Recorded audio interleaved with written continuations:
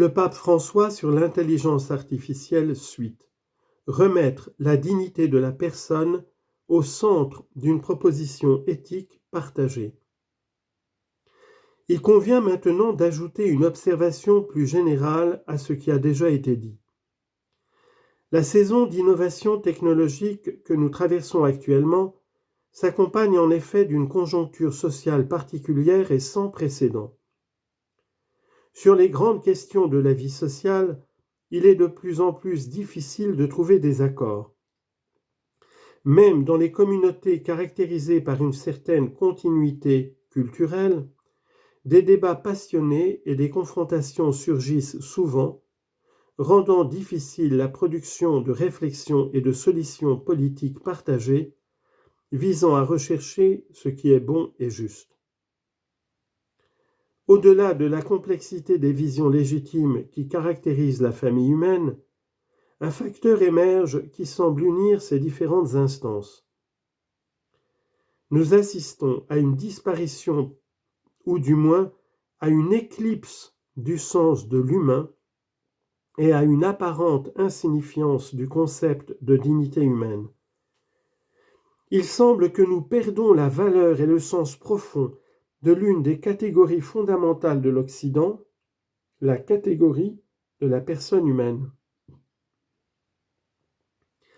En ce moment où les programmes d'intelligence artificielle remettent en question l'être humain et son agir, c'est précisément la faiblesse de l'éthos liée à la perception de la valeur et de la dignité de la personne humaine qui risque d'être le plus grand vulnus, en latin blessure, dans la mise en œuvre et le développement de ces systèmes. En effet, il ne faut pas oublier qu'aucune innovation n'est neutre. La technologie naît dans un but précis et dans son impact sur la société humaine, elle représente toujours une forme d'ordre dans les relations sociales et une disposition de pouvoir permettant à certains d'accomplir des actions et empêchant d'autres d'en accomplir d'autres. Cette dimension constitutive de pouvoir de la technologie comprend toujours, de manière plus ou moins explicite, la vision du monde de ceux qui l'ont conçu et développé.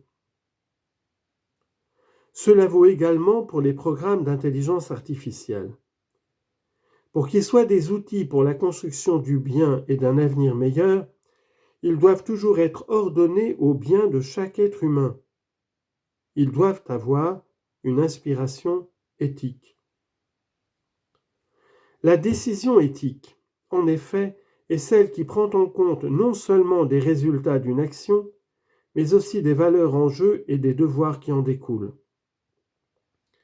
C'est pourquoi j'ai accueilli favorablement la signature à Rome en 2020 du Rome Call for AI Ethics et son soutien à cette forme de modération éthique des algorithmes et des programmes d'intelligence artificielle que j'ai appelé Algor éthique.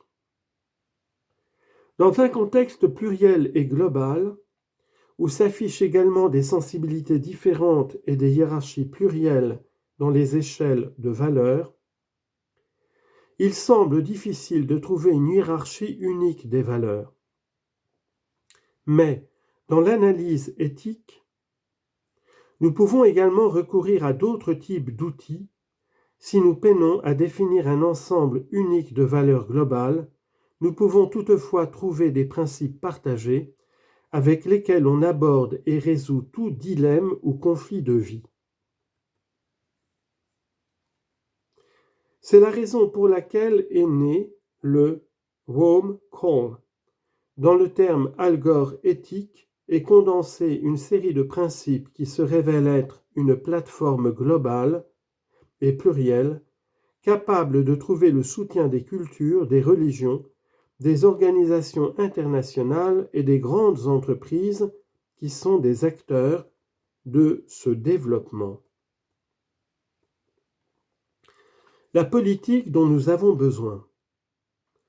Nous ne pouvons donc pas occulter le risque concret, puisqu'il est inhérent à son mécanisme fondamental, que l'intelligence artificielle limite la vision du monde à des réalités exprimables en chiffres et enfermées dans des catégories préconçues, en évinçant l'apport d'autres formes de vérité et en imposant des modèles anthropologiques, socio-économiques et culturels uniformes. Le paradigme technologique incarné par l'intelligence artificielle risque alors de céder la place à un paradigme bien plus dangereux que j'ai identifié sous le nom de paradigme technocratique. Nous ne pouvons pas permettre qu'un outil aussi puissant et indispensable que l'intelligence artificielle renforce un tel paradigme. Au contraire, nous devons faire de l'intelligence artificielle un rempart précisément contre son expansion.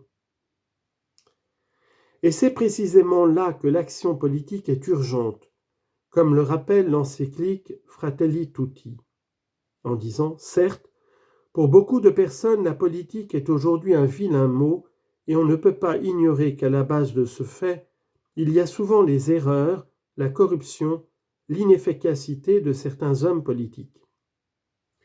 À cela s'ajoutent les stratégies qui cherchent à affaiblir la politique, à la remplacer par l'économie ou la soumettre à quelque idéologie. Mais le monde peut-il fonctionner sans la politique ? Peut-il y avoir un chemin approprié vers la fraternité universelle et la paix sociale sans une bonne politique ? Notre réponse à ces dernières questions est non. La politique est nécessaire. Je tiens à réaffirmer à cette occasion que face à tant de formes mesquines de politique à courte vue, la grandeur politique se révèle quand, dans les moments difficiles, on œuvre pour les grands principes et en pensant au bien commun à long terme.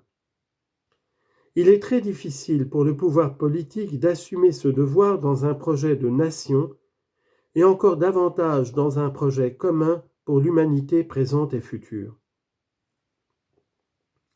Mesdames, Messieurs, ma réflexion sur les effets de l'intelligence artificielle sur l'avenir de l'humanité nous amène donc à considérer l'importance d'une saine politique pour envisager notre avenir avec espoir et confiance.